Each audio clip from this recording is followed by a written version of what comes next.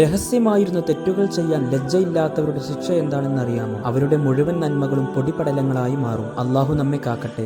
നബി സല്ലല്ലാഹു അലൈഹി വസല്ലം പറയുന്നു, എന്റെ ഉമ്മത്തിലെ ചില ആളുകളെ എനിക്കറിയാം. വെളുത്ത തിഹാമ പർവ്വതങ്ങൾ കണക്കെ നന്മകളുമായി അവർ അന്ത്യനാളിൽ വരും. എന്നാൽ അള്ളാഹു അതെല്ലാം പാറി നടക്കുന്ന ധൂളികൾ പോലെയാക്കി മാറ്റും. അപ്പോൾ തൗബാൻ റളിയല്ലാഹു അൻഹു പറഞ്ഞു, അവരെ ഞങ്ങൾക്ക് വിവരിച്ചു തന്നാലും അള്ളാഹുവിന്റെ തിരുദൂതരെ. അവിടുന്ന് പറഞ്ഞു, അവർ നിങ്ങളെപ്പോലെയുള്ളവർ തന്നെയാണ്. രാത്രി നിങ്ങൾ ചെലവഴിക്കുന്ന പോലെ നന്മകളിൽ ചെലവഴിക്കുന്നവരാണ്. പക്ഷേ അവർ ഒറ്റക്കാകുമ്പോൾ ഹറാമുകളിൽ നിർലജ്ജം വ്യാപൃതരാവുന്നവരാണ്.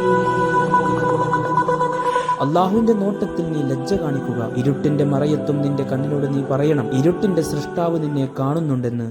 يستخفون من الناس ولا يستخفون من الله وهو معهم إذ يبيتون ما لا يرضى من القول وكان الله بما يعملون محيطا.